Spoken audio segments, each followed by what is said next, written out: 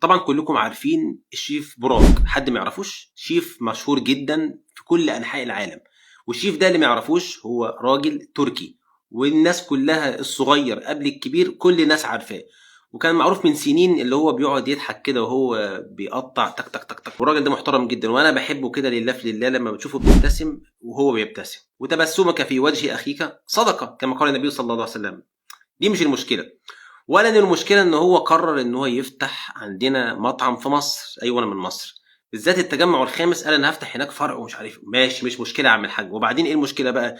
المشكله الكبيره ان لما الناس راحت الافتتاح بتاعه من يومين تقريبا، لقوا ان الاسعار وهميه، حاجه كده مش يعني مش في المتناول ابدا.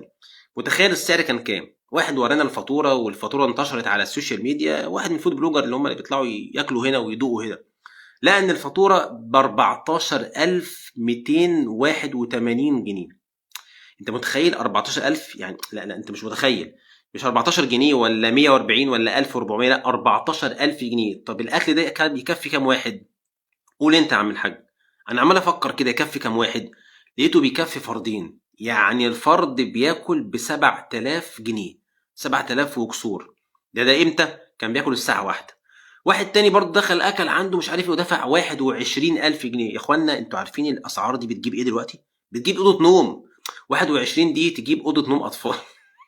والله الواحد مش مستغرب.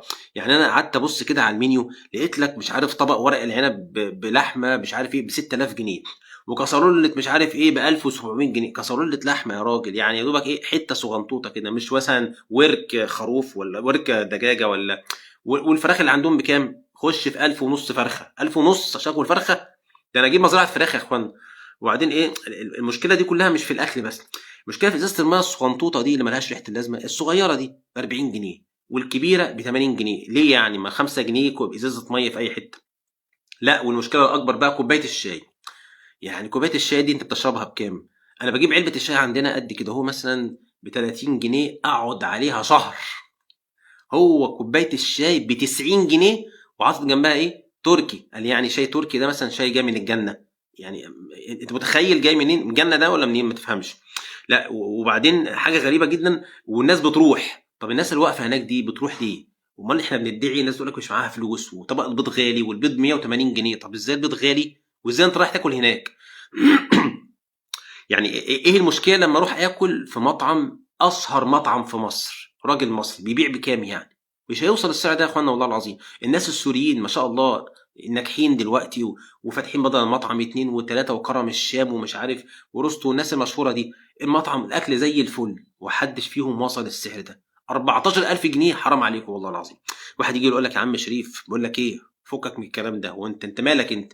يا عم خلي الناس تاكل يا عم. وبعدين هو حر، هو حد قال لك تروح له؟ لا يا حبيبي، مش هو حر. هو فاتح في امريكا، هو حر يفتح هناك. لكن لازم تبص ان اغلب الناس اللي في مصر كلهم اغلبهم محدود الدخل.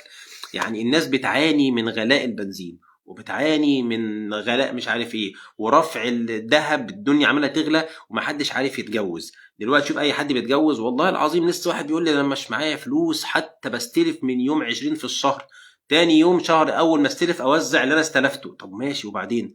ويجي لك واحد زي ده يفتح لك ويقول لك، كل واحد بقى ايه اعلامي يطلع يقول لك من الناس الاعلاميين اللي هم المحترمين الافاضل، يقول لك ايه يا جماعه، ايه المشكله ان شاء الله يكون بيبيع كيلو اللحمه ب 200,000 جنيه؟ انت مالك انت يا عم الحاج؟ ما تروحش يا حبيبي. هو والتاني يقول لك ما انت بتشتري عربيه مرسيدس وعربيه بي ام دبليو ب 10 مليون جنيه، ايه المشكله؟ لا يا حبيب قلبي، انا بشتري عربيه بتقعد معايا سنين. مش انا شريف اللي بشتري عربيه، انا مش معايا اصلا اشتري عربيه ب 100,000 جنيه. لكن لو حد بيشتري عربيه ب 10 مليون وب 20 مليون جنيه هتقعد سنين. لكن دي اكله ب 14,000 جنيه، اخرها هتقعد في البطن نص ساعه وانزل افضيها في الحمام. ده يعني ده صح؟ ده منطق؟ هتقول لي ما اللي عاوز ياكل حاجه ماشي يا عم، اللي عاوز ياكل هو حر، بس انا بخاطب العقول دلوقتي وبتكلم. انت ازاي تفتح في بلد يعني في ناس كتيره جدا محدود الدخل، وانا واحد فيكم؟ يعني حاجه. فاكرين انت الراجل اللي اسمه براك دوت لما عيط من حوالي سنه تقريبا، طلع قاعد يعيط، وكان خس كده وربنا يبارك له يا رب ويهدى قلبه.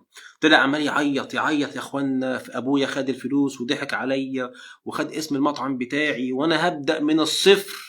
ما كناش نعرف ان الصفر اللي هيبدا بيه عندنا في مصر في التجمع الخامس في المطعم الكبير قوي بتاعه اللي بالوجبة عنده ب 14,000 جنيه تكفي فردين. إنا لله وإنا إليه راجعون. محدش بقى يقول لي مرسيدس يا عم وبي ام دبليو ايه، الله يكرمك، يعني خاطبوا الناس على قدر عقولهم. فأنا نصيحتي بقى لكل واحد مصري، ما تروحش تاكل هناك. ايه يعني انت كده بتشجع يا عم انا بشجعش حد، انا بشجع الناس تاكل من ايدين الناس المصريين او السوريين. يا عم على قد لحافك مد رجليك، احنا ناس غلابه فبناكل من الناس الغلابه. فنفع عم عزوز الكبابجي اللي تحت البيت عندك، نفعه، ربنا يرفع قلبك يا رب ويهدي قلبك كده. بدل ما تروح تنفع واحد وتدفع له 14,000 جنيه، يا عم اديله 800 700 جنيه تاكل كيلو كباب. يعني لو هي حزقت معاك قوي وعاوز تاكل كباب، روح عند الراجل اللي في شارعكم، راجل برضو بيعمل لحمه محترمه واكل محترم واكل نظيف. يا عم روح عند اي واحد مصري مشهور، مش لازم اقول اسامي عشان ما اعملش اعلان ويقول لك انت بتعمل اعلان مش اعلان. فخليكم مع الناس البسطاء عشان ربنا يرحمنا. نفعوا الناس المصريين البسطاء، نفعوا الناس السوريين، نفعوا الناس اللي هم فاتحين مطاعم على قدهم كده وبرضه اكلهم والله العظيم زي الفل. طب ما انا باكل من المطاعم دي وحاجات زي الفل و100 فل و14، ولا احنا لازم هناك بقى علامه مسجله والشيف براك؟ انا عارف ان هو لازم يبقى غالي طبيعي جدا لانه هو عالمي، بس ما يفتحش عندنا في مصر. تفتح عندنا في مصر ليه؟ ما تفتح يا عم في اي حته تانية.